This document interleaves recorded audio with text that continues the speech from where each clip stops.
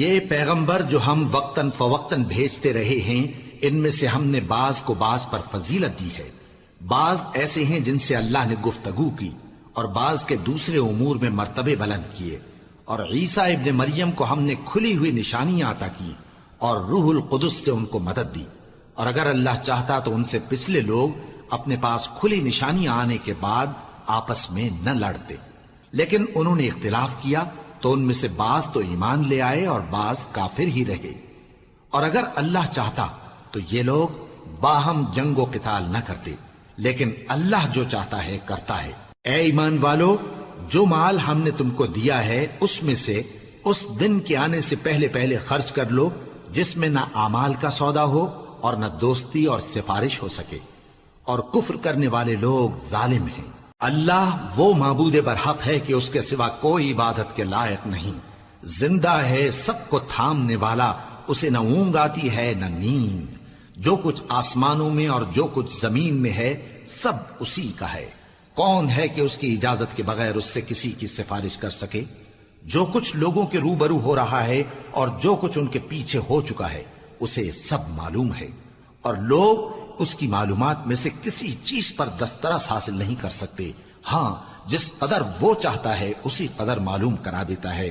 اس کی بادشاہی اور علم آسمان اور زمین سب پر حاوی ہے، اور اسے ان کی حفاظت کچھ بھی دشوار نہیں۔ وہ بڑا عالی رتبہ ہے، جلیل القدر ہے۔ دین اسلام میں کوئی زبردستی نہیں ہے، ہدایت صاف طور پر ظاہر اور گمراہی سے الگ ہو چکی ہے۔ تو جو شخص بتوں سے اعتقاد نہ رکھے اور اللہ پر ایمان لائے، اس نے ایسی مضبوط رسی ہاتھ میں پکڑ لی ہے جو کبھی ٹوٹنے والی نہیں، اور اللہ سب کچھ سنتا ہے، سب کچھ جانتا ہے۔ جو لوگ ایمان لائے ہیں ان کا دوست اللہ ہے کہ اندھیرے سے نکال کر روشنی میں لے جاتا ہے، اور جو کافر ہیں ان کے دوست شیطان ہیں کہ ان کو روشنی سے نکال کر اندھیرے میں لے جاتے ہیں۔ یہی لوگ اہل دوزخ ہیں کہ اس میں ہمیشہ رہیں گے۔ بھلا تم نے اس شخص کو نہیں دیکھا جو اس غرور کے سبب سے کہ اللہ نے اس کو سلطنت بخشی تھی، ابراہیم سے اپنے پروردگار کے بارے میں جھگڑنے لگا؟ جب ابراہیم نے کہا میرا پروردگار تو وہ ہے جو زندگی دیتا ہے اور موت دیتا ہے، وہ بولا کہ زندگی اور موت تو میں بھی دے سکتا ہوں۔ ابراہیم نے کہا کہ اللہ تو سورج کو مشرق سے نکالتا ہے، آپ اسے مغرب سے نکال دیجئے۔ یہ سن کر وہ کافر ہکا بکا رہ گیا، اور اللہ بے انصافوں کو ہدایت نہیں دیا کرتا۔ یا اسی طرح اس شخص کو نہیں دیکھا جس کا ایک بستی پر جو اپنی چھتوں پر گری پڑی تھی گزر ہوا، تو اس نے کہا کہ اللہ اس کے باشندوں کو مرنے کے بعد کیوں کر زندہ کرے گا؟ تو اللہ نے اس کی روح قبض کر لی اور 100 برس تک اس کو مردہ رکھا۔ پھر اس کو جلا اٹھایا اور پوچھا تم کتنا عرصہ مرے پڑے رہے ہو؟ اس نے جواب دیا کہ 1 دن یا اس سے بھی کم۔ اللہ نے فرمایا نہیں بلکہ 100 برس مرے رہے ہو، اور اپنے کھانے پینے کی چیزوں کو دیکھو کہ اتنی مدت میں مطلق سڑی بسی نہیں، اور اپنے گدھے کو بھی دیکھو جو مرا پڑا ہے۔ غرض ان باتوں سے یہ ہے کہ ہم تم کو لوگوں کے لیے اپنی قدرت کی نشانی بنائیں، اور ہاں گدھے کی ہڈیوں کو دیکھو کہ ہم ان کو کس طرح جوڑے دیتے اور ان پر کس طرح گوشت پوست چڑھائے دیتے ہیں۔ جب یہ واقعات اس کے مشاہدے میں آئے تو بول اٹھا کہ میں یقین کرتا ہوں کہ اللہ ہر چیز پر قادر ہے۔ اور جب ابراہیم نے اللہ سے عرض کیا کہ اے پروردگار مجھے دکھا کہ تو مردوں کو کیوں کر زندہ کرے گا، اللہ نے فرمایا کیا تم نے اس بات کا یقین نہیں کیا؟ انہوں نے کہا کیوں نہیں، لیکن میں دیکھنا اس لیے چاہتا ہوں کہ میرا دل اطمینان کامل حاصل کر لے۔ فرمایا کہ 4 پرندے لے لو، پھر ان کو اپنے سے ہلا لو اور ان کے ٹکڑے ٹکڑے کر دو، پھر ان کا ایک ایک ٹکڑا ہر ایک پہاڑ پر رکھ دو، پھر ان کو بلاؤ تو وہ تمہارے پاس دوڑتے چلے آئیں گے، اور جان رکھو کہ اللہ غالب ہے، صاحب حکمت ہے۔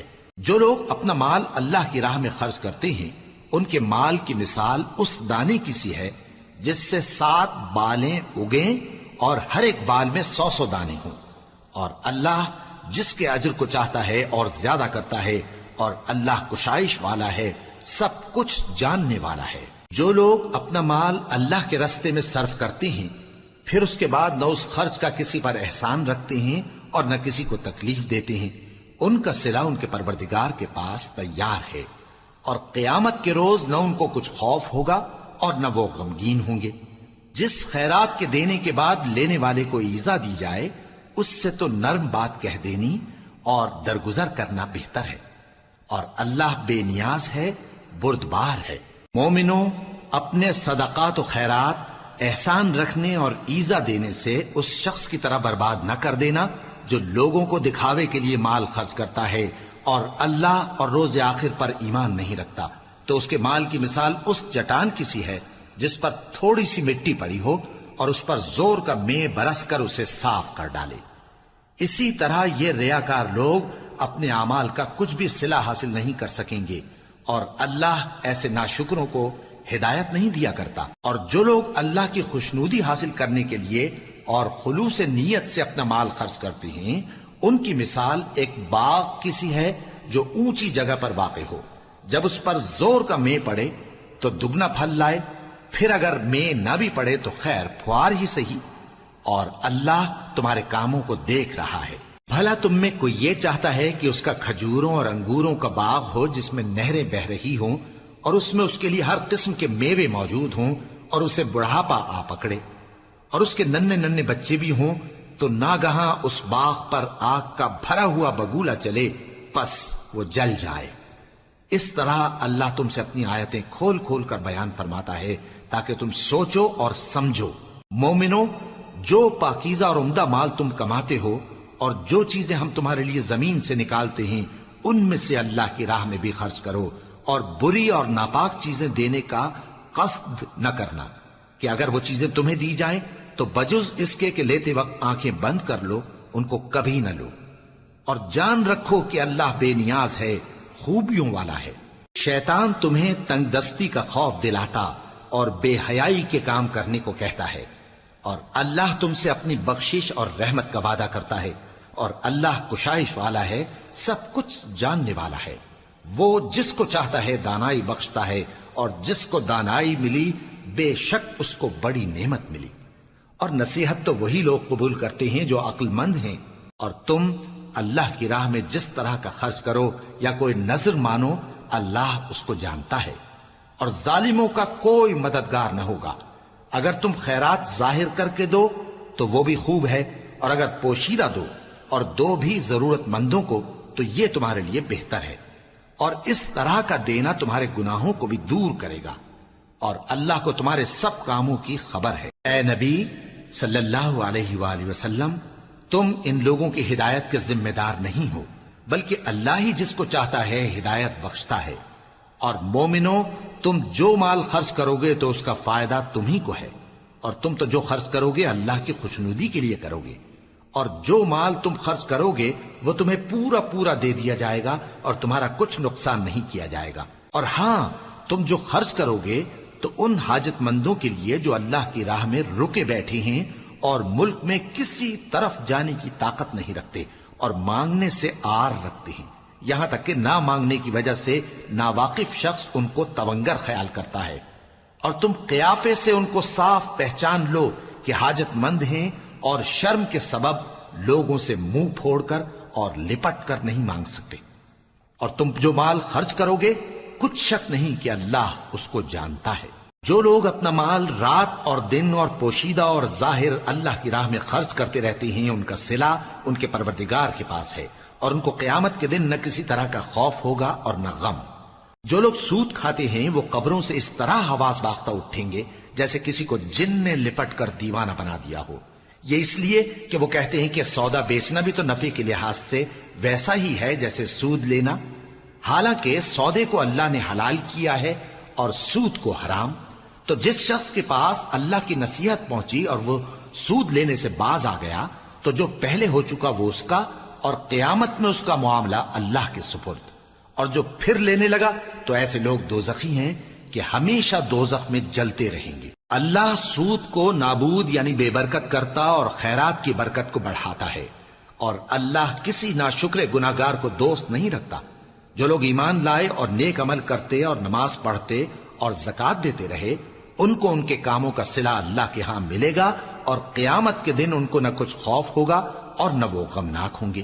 مومنو، اللہ سے ڈرو، اور اگر ایمان رکھتے ہو تو جتنا سود باقی رہ گیا ہے اس کو چھوڑ دو، پھر اگر ایسا نہ کرو گے تو تم اللہ اور اس کے رسول کی طرف سے اعلان جنگ سن لو، اور اگر توبہ کر لو گے اور سود چھوڑ دو گے تو تم کو اپنی اصل رقم لینے کا حق ہے، جس میں نہ اوروں کا نقصان اور نہ تمہارا نقصان۔ اور اگر قرض لینے والا تنگ دست ہو تو اسے کشائش کے حاصل ہونے تک مہلت دو، اور اگر زر قرض بخش دو تو وہ تمہارے لیے زیادہ اچھا ہے، بشرطے کہ سمجھو۔ اور اس دن سے ڈرو جبکہ تم اللہ کے حضور میں لوٹ کر جاؤ گے، اور ہر شخص اپنے اعمال کا پورا پورا بدلہ پائے گا اور کسی کو کچھ نقصان نہ ہوگا۔ مومنو، جب تم آپس میں کسی میعاد معین کے لیے قرض کا معاملہ کرنے لگو تو اس کو لکھ لیا کرو، اور لکھنے والا تم میں کسی کا نقصان نہ کرے بلکہ انصاف سے لکھے۔ نیز لکھنے والا جیسا اللہ نے اسے سکھایا ہے لکھنے سے انکار بھی نہ کرے اور دستاویز لکھ دے، اور جو شخص قرض لے وہی دستاویز کا مضمون بول کر لکھوائے، اور اللہ سے کہ اس کا مالک ہے خوف کرے، اور زر قرض میں سے کچھ کم نہ لکھوائے۔ اور اگر قرض لینے والا کم عقل یا ضعیف ہو یا مضمون لکھوانے کی قابلیت نہ رکھتا ہو تو جو اس کا ولی ہو وہ انصاف کے ساتھ مضمون لکھوائے، اور اپنے میں سے 2 مردوں کو ایسے معاملے کے گواہ کر لیا کرو، اور اگر 2 مرد نہ ہوں تو 1 مرد اور 2 عورتیں جن کو تم گواہ پسند کرو کافی ہیں، کہ اگر ان میں سے ایک بھول جائے گی تو دوسری اسے یاد دلا دے گی، اور جب گواہ گواہی کے لیے طلب کیے جائیں تو انکار نہ کریں۔ اور قرض تھوڑا ہو یا بہت اس کی دستاویز کے لکھنے لکھانے میں سستی نہ کرنا، یہ بات اللہ کے نزدیک نہایت قرین انصاف ہے، اور شہادت کے لیے بھی یہ بہت درست طریقہ ہے۔ اس سے تم کو کسی طرح کا شک و شبہ بھی نہیں پڑے گا۔ ہاں، اگر سودا دست بدست ہو جو تم آپس میں لیتے دیتے ہو تو اگر ایسے معاملے کے دستاویز نہ لکھو تو تم پر کچھ گناہ نہیں۔ اور جب خرید و فروخت کیا کرو، مثلا زمین جائیداد کی، تو بھی گواہ کر لیا کرو، اور کاتب دستاویز اور گواہ معاملہ کرنے والوں کا کسی طرح کا نقصان نہ کریں۔ اگر تم لوگ ایسا کرو تو یہ تمہارے لیے گناہ کی بات ہے، اور اللہ سے ڈرو اور دیکھو کہ وہ تم کو کیسی مفید باتیں سکھاتا ہے، اور اللہ ہر چیز سے واقف ہے۔ اور اگر تم سفر پر ہو اور دستاویز لکھنے والا نہ مل سکے تو کوئی چیز رہن با قبضہ رکھ کر قرض لے لو، اور اگر تم میں سے کوئی دوسرے کو امین سمجھے یعنی رہن کے بغیر قرض دے دے تو امانت دار کو چاہیے کہ صاحب امانت کی امانت ادا کر دے، اور اللہ سے جو اس کا پروردگار ہے ڈرے، اور دیکھنا شہادت کو مت چھپانا، جو اس کو چھپائے گا وہ دل کا گناہگار ہوگا۔ اور اللہ تمہارے سب کاموں سے واقف ہے، جو کچھ آسمانوں میں اور جو کچھ زمین میں ہے سب اللہ ہی کا ہے۔ تم اپنے دلوں کی بات کو ظاہر کرو گے تو اور چھپاؤ گے تو اللہ تم سے اس کا حساب لے گا، پھر وہ جسے چاہے مغفرت کرے اور جسے چاہے عذاب دے، اور اللہ ہر چیز پر قادر ہے۔ رسول اللہ صلی اللہ علیہ وآلہ وسلم اس کتاب پر جو ان کے پروردگار کی طرف سے ان پر نازل ہوئی ایمان رکھتے ہیں، اور مومن بھی سب اللہ پر اور اس کے فرشتوں پر اور اس کی کتابوں پر اور اس کے پیغمبروں پر ایمان رکھتے ہیں، اور کہتے ہیں کہ ہم اس کے پیغمبروں سے کسی میں کچھ فرق نہیں کرتے، اور وہ اللہ سے عرض کرتے ہیں کہ ہم نے تیرا حکم سنا اور قبول کیا۔ اے پروردگار، ہم تیری بخشش مانگتے ہیں اور تیری ہی طرف لوٹ کر جانا ہے۔ اللہ کسی شخص کو اس کی طاقت سے زیادہ کا ذمہ دار نہیں بناتا۔ اچھے کام کرے گا تو اس کو ان کا فائدہ ملے گا، برے کرے گا تو اسے ان کا نقصان پہنچے گا۔ اے پروردگار، اگر ہم سے بھول یا چوک ہو گئی ہو تو ہم سے مواخذہ نہ کیجو۔ اے پروردگار، ہم پر ایسا بوجھ نہ ڈالیو جیسا تو نے ہم سے پہلے لوگوں پر ڈالا تھا۔ اے پروردگار، جتنا بوجھ اٹھانے کی ہم میں طاقت نہیں اتنا بوجھ ہم پر نہ رکھیو، اور اے پروردگار ہمارے گناہوں سے درگزر کر اور ہمیں بخش دے اور ہم پر رحم فرما، تو ہی ہمارا مددگار ہے، سو ہم کو کافروں پر غالب کر۔ شروع اللہ کا نام لے کر جو بڑا مہربان نہایت رحم والا ہے۔ الف لام میم۔ اللہ جو معبود برحق ہے، اس کے سوا کوئی عبادت کے لائق نہیں، زندہ ہے سب کو تھامنے والا۔ اس نے اے نبی تم پر سچی کتاب نازل کی جو پہلی آسمانی کتابوں کی تصدیق کرتی ہے، اور اسی نے تورات اور انجیل نازل کی تھی۔ یہ 2 کتابیں اس نے پہلے نازل کی تھیں لوگوں کی ہدایت کے لیے، اور پھر قرآن جو حق اور باطل کو الگ الگ کر دینے والا ہے نازل کیا۔ جو لوگ اللہ کی آیتوں کا انکار کرتے ہیں ان کو سخت عذاب ہوگا، اور اللہ زبردست ہے، بدلہ لینے والا ہے۔ اللہ ایسا خبیر و بصیر ہے کہ کوئی چیز اس سے پوشیدہ نہیں، نہ زمین میں اور نہ آسمان میں۔ وہی تو ہے جو ماں کے پیٹ میں جیسی چاہتا ہے تمہاری صورتیں بناتا ہے، اس غالب حکمت والے کے سوا کوئی عبادت کے لائق نہیں۔ اے پیغمبر، وہی تو ہے جس نے تم پر یہ کتاب نازل کی جس کی بعض آیتیں محکم ہیں اور وہی اصل کتاب ہیں، اور بعض دوسری متشابہ ہیں۔ تو جن لوگوں کے دلوں میں کجی ہے وہ متشابہات کا اتباع کرتے ہیں تاکہ فتنہ برپا کریں اور مراد اصلی کا پتہ لگائیں، حالانکہ مراد اصلی اللہ کے سوا کوئی نہیں جانتا۔ اور جو لوگ علم میں گہری نظر رکھتے ہیں وہ یہ کہتے ہیں کہ ہم ان پر ایمان لائے، یہ سب آیات ہمارے پروردگار کی طرف سے ہیں، اور نصیحت تو عقل مند ہی قبول کرتے ہیں۔ اے پروردگار، جب تو نے ہمیں ہدایت بخشی ہے تو اس کے بعد ہمارے دلوں میں کجی نہ پیدا کر دیجو، اور ہمیں اپنے ہاتھ سے رحمت عطا فرما، تو بڑا عطا فرمانے والا ہے۔ اے پروردگار، تو اس روز جس کے آنے میں کچھ بھی شک نہیں سب لوگوں کو اپنے حضور میں جمع کر لے گا، بے شک اللہ خلاف وعدہ نہیں کرتا۔ جو لوگ کافر ہوئے اس دن نہ تو ان کا مال ہی اللہ کے عذاب سے ان کو بچا سکے گا اور نہ ان کی اولاد ہی کچھ کام آئے گی، اور یہ لوگ آتش جہنم کا ایندھن ہوں گے۔ ان کا حال بھی فرعونیوں اور ان سے پہلے لوگوں کا سا ہوگا جنہوں نے ہماری آیتوں کی تکذیب کی تھی، تو اللہ نے ان کو ان کے گناہوں کے سبب عذاب میں پکڑ لیا تھا، اور اللہ سخت عذاب کرنے والا ہے۔ اے پیغمبر، کافروں سے کہہ دو کہ تم دنیا میں بھی عنقریب مغلوب ہو جاؤ گے اور آخرت میں جہنم کی طرف اکٹھا کیے جاؤ گے، اور وہ بری جگہ ہے۔ تمہارے لیے دو گروہوں میں جو جنگ بدر کے دن آپس میں بھڑ گئے قدرت الہی کی عظیم الشان نشانی تھی۔ ایک گروہ مسلمانوں کا تھا، وہ اللہ کی راہ میں لڑ رہا تھا، اور دوسرا گروہ کافروں کا تھا، وہ ان کو اپنی آنکھوں سے اپنے سے دگنا مشاہدہ کر رہا تھا۔ اور اللہ اپنی نصرت سے جس کو چاہتا ہے مدد دیتا ہے۔ جو اہل بصارت ہیں ان کے لیے اس واقعے میں بڑی عبرت ہے۔ لوگوں کو ان کی خواہشوں کی چیزیں یعنی عورتیں اور بیٹے اور سونے اور چاندی کے بڑے بڑے ڈھیر اور نشان لگے ہوئے گھوڑے اور مویشی اور کھیتی بڑی زینت دار معلوم ہوتی ہیں، مگر یہ سب دنیا ہی کی زندگی کے سامان ہیں، اور اللہ کے پاس بہت اچھا ٹھکانہ ہے۔ اے پیغمبر، ان سے کہو کہ بھلا میں تم کو ایسی چیز بتاؤں جو ان چیزوں سے کہیں اچھی ہو؟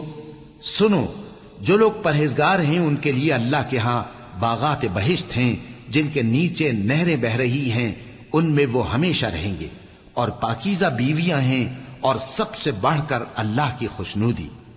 اور اللہ اپنے سب بندوں کو دیکھ رہا ہے جو اللہ سے التجا کرتے ہیں کہ اے پروردگار، ہم ایمان لے آئے سو ہم کو ہمارے گناہ معاف فرما اور ہم کو دوزخ کے عذاب سے محفوظ رکھ۔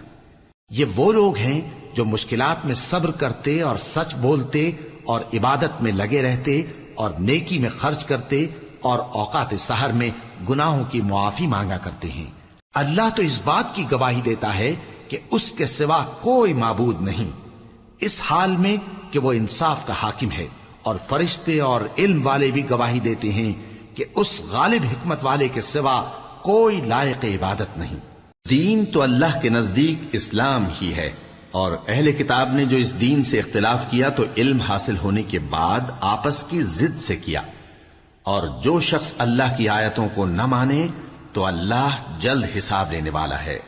اے پیغمبر، پس اگر یہ لوگ تم سے جھگڑنے لگیں تو کہنا کہ میں اور میرے پیرو تو اللہ کے فرمانبردار ہو چکے، اور اہل کتاب اور ان پڑھ لوگوں سے کہو کہ کیا تم بھی اللہ کے فرمانبردار بنتے اور اسلام لاتے ہو؟ پس اگر یہ لوگ اسلام لے آئیں تو بے شک ہدایت پالیں، اور اگر تمہارا کہا نہ مانے تو تمہارا کام صرف اللہ کا پیغام پہنچا دینا ہے، اور اللہ اپنے بندوں کو دیکھ رہا ہے۔ جو لوگ اللہ کی آیتوں کو نہیں مانتے اور انبیاء کو ناحق قتل کرتے رہے ہیں، اور جو انصاف کرنے کا حکم دیتے ہیں انہیں بھی مار ڈالتے ہیں، ان کو دکھ دینے والے عذاب کی خوشخبری سنا دو۔ یہ ایسے لوگ ہیں جن کے اعمال دنیا اور آخرت دونوں میں برباد ہیں، اور ان کا کوئی مددگار نہیں ہوگا۔ بھلا تم نے ان لوگوں کو نہیں دیکھا جن کو کتاب یعنی تورات سے حصہ دیا گیا اور وہ اس کتاب اللہ یعنی قرآن کی طرف بلائے جاتے ہیں تاکہ یہ ان کے تنازعات کا ان میں فیصلہ کر دے؟ تو ایک فریق ان میں سے پھر جاتا ہے اور منہ پھیر لیتا ہے، یہ اس لیے کہ یہ اس بات کے قائل ہیں کہ دوزخ کی آگ ہمیں چند روز کے سوا چھو ہی نہیں سکے گی، اور جو کچھ یہ دین کے بارے میں بہتان باندھتے رہے ہیں اس نے ان کو دھوکے میں ڈال رکھا ہے۔ تو اس وقت کیا حال ہوگا جب ہم ان کو جمع کریں گے، یعنی اس روز جس کے آنے میں کچھ بھی شک نہیں، اور ہر نفس اپنے اعمال کا پورا پورا بدلہ پائے گا اور ان پر ظلم نہیں کیا جائے گا۔ کہو کہ اے اللہ، اے بادشاہی کے مالک، تو جس کو چاہے بادشاہی بخشے اور جس سے چاہے بادشاہی چھین لے، اور جس کو چاہے عزت دے اور جسے چاہے ذلیل کرے۔ ہر طرح کی بھلائی تیرے ہی ہاتھ ہے اور بے شک تو ہر چیز پر قادر ہے۔ تو ہی رات کو دن میں داخل کرتا اور تو ہی دن کو رات میں داخل کرتا ہے، تو ہی بے جان سے جاندار پیدا کرتا ہے اور تو ہی جاندار سے بے جان پیدا کرتا ہے، اور تو ہی جس کو چاہتا ہے بے حساب رزق بخشتا ہے۔ مومنوں کو چاہیے کہ مومنوں کے سوا کافروں کو دوست نہ بنائیں، اور جو ایسا کرے گا اس سے اللہ کا کچھ عہد نہیں۔ ہاں، اگر اس طریق سے تم ان کے شر سے بچاؤ کی صورت پیدا کرو تو مذائقہ نہیں، اور اللہ تم کو اپنے غضب سے ڈراتا ہے اور اللہ ہی کی طرف تم کو لوٹ کر جانا ہے۔ اے پیغمبر، لوگوں سے کہہ دو کہ کوئی بات تم اپنے دلوں میں مخفی رکھو یا اسے ظاہر کرو، اللہ اس کو جانتا ہے، اور جو کچھ آسمانوں میں اور جو کچھ زمین میں ہے اس کو سب کی خبر ہے، اور وہ ہر چیز پر قادر ہے۔ جس دن ہر شخص اپنی کی ہوئی نیکی کو موجود پا لے گا اور اپنی برائی کو بھی دیکھ لے گا تو آرزو کرے گا کہ اے کاش اس میں اور اس برائی میں دور کی مسافت ہو جاتی، اور اللہ تم کو اپنے غضب سے ڈراتا ہے اور اللہ اپنے بندوں پر نہایت مہربان ہے۔ اے پیغمبر، لوگوں سے کہہ دو کہ اگر تم اللہ کو دوست رکھتے ہو تو میری پیروی کرو، اللہ بھی تمہیں دوست رکھے گا اور تمہارے گناہ معاف کر دے گا، اور اللہ بخشنے والا ہے، مہربان ہے۔ کہہ دو کہ اللہ اور اس کے رسول کا حکم مانو، پس اگر وہ نہ مانے تو اللہ بھی کافروں کو دوست نہیں رکھتا۔ اللہ نے آدم اور نوح اور خاندان ابراہیم اور خاندان عمران کو تمام جہان کے لوگوں میں سے منتخب فرمایا تھا، ان میں سے بعض بعض کی اولاد تھے، اور اللہ سننے والا ہے، جاننے والا ہے۔ وہ وقت یاد کرنے کے لائق ہے جب عمران کی بیوی نے کہا کہ اے پروردگار، جو بچہ میرے پیٹ میں ہے میں اس کو تیری نذر کرتی ہوں، اسے دنیا کے کاموں سے آزاد رکھوں گی، تو اسے میری طرف سے قبول فرما، تو سننے والا ہے، جاننے والا ہے۔ پھر جب ان کے ہاں بچہ پیدا ہوا تو کہنے لگی کہ پروردگار، میرے تو لڑکی ہوئی ہے، جبکہ اللہ خوب جانتا تھا جو ان کے ہاں ولادت ہوئی تھی، اور نہ ہوتا لڑکا مانند اس لڑکی کے۔ اور کہنے لگی میں نے اس کا نام مریم رکھا ہے، اور میں اس کو اور اس کی اولاد کو شیطان مردود سے تیری پناہ میں دیتی ہوں۔ تو اس کے پروردگار نے اس کو پسندیدگی کے ساتھ قبول فرمایا اور اسے اچھی طرح پرورش کیا، اور زکریا کو اس کا کفیل بنایا۔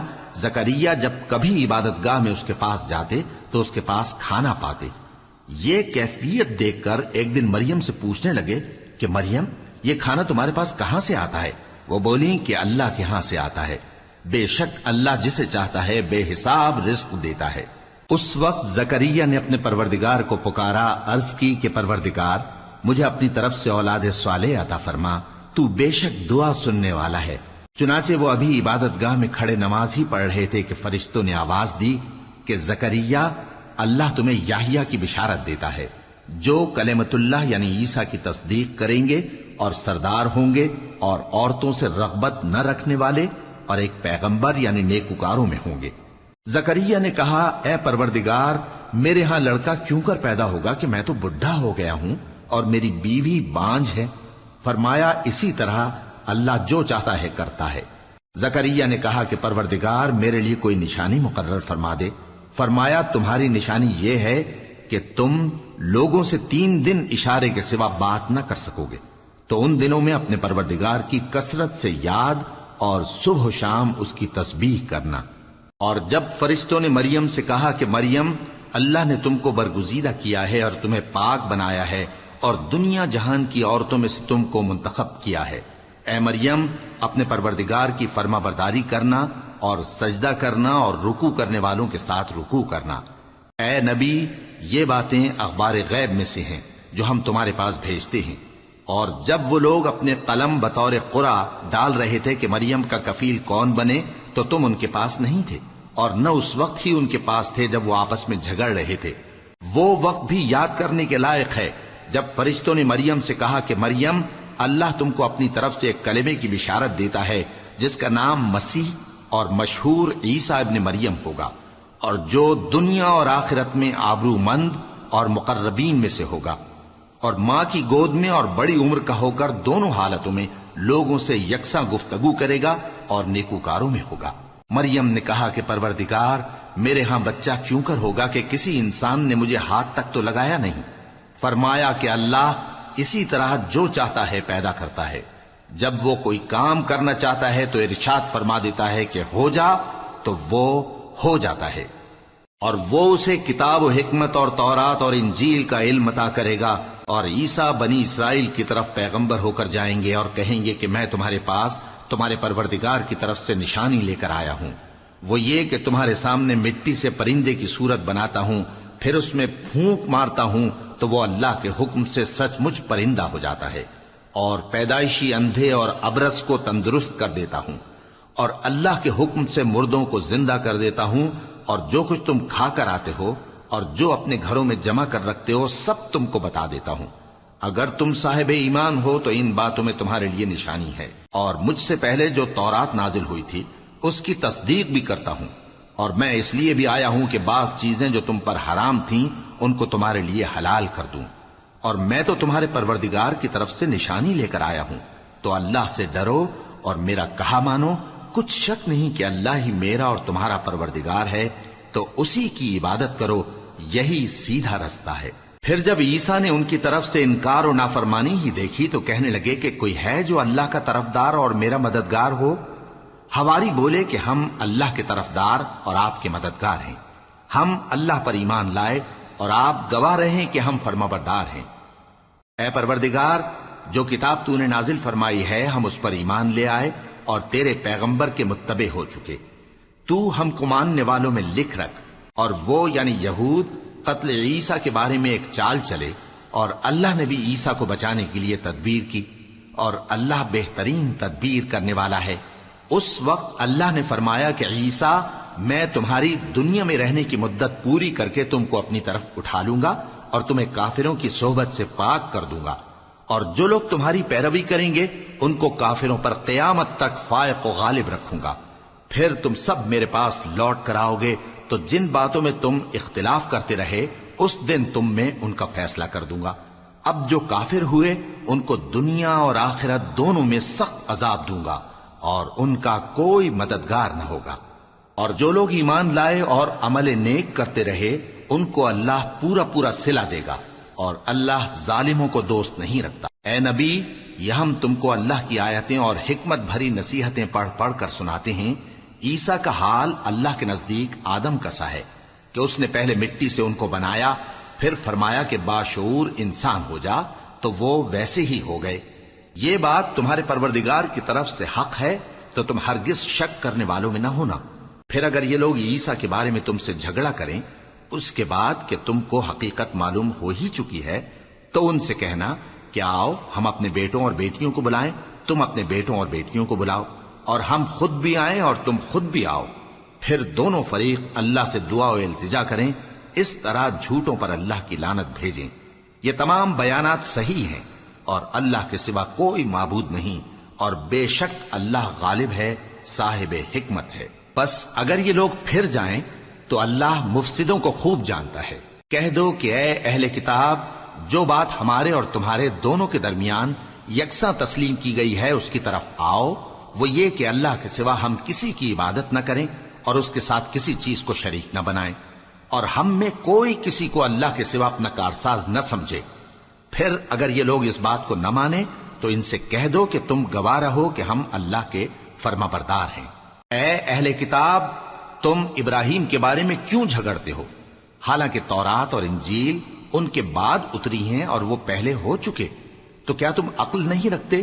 دیکھو، ایسی بات میں تو تم نے جھگڑا کیا ہی تھا جس کا تمہیں کچھ علم تھا بھی، مگر ایسی بات میں کیوں جھگڑتے ہو جس کا تم کو کچھ بھی علم نہیں؟ اور اللہ جانتا ہے اور تم نہیں جانتے۔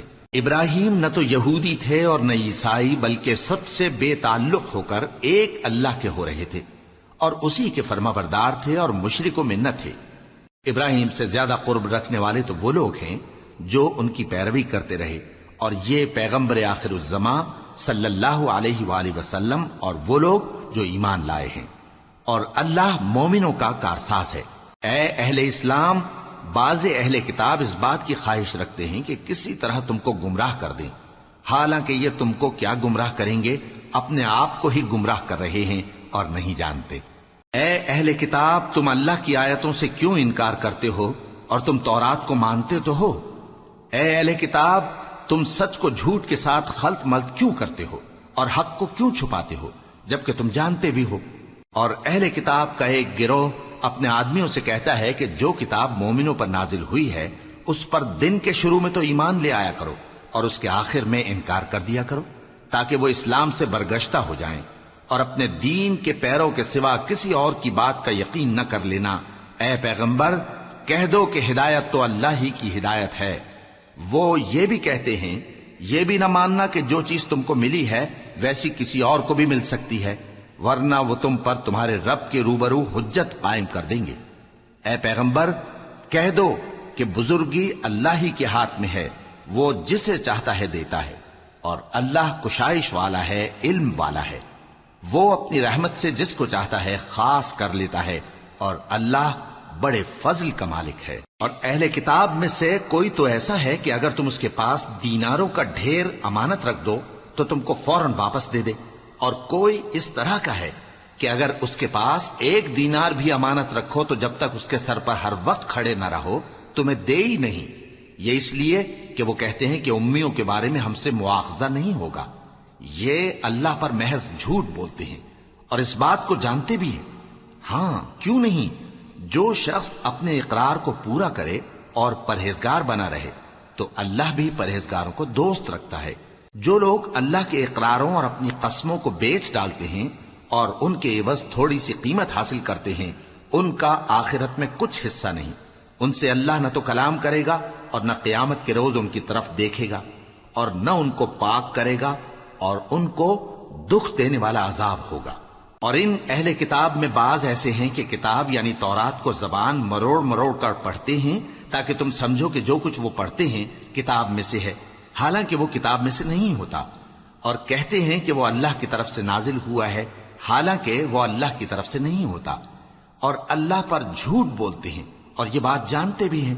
کسی آدمی کو شایع نہیں کہ اللہ اسے کتاب اور حکومت اور نبوت عطا فرمائے، پھر وہ لوگوں سے کہے کہ اللہ کو چھوڑ کر میرے بندے ہو جاؤ، بلکہ اس کو یہ کہنا چاہیے کہ اے اہل کتاب، تم ربانی ہو جاؤ، کیونکہ تم کتاب کی تعلیم بھی دیتے ہو اور کیونکہ پڑھتے پڑھاتے رہتے ہو۔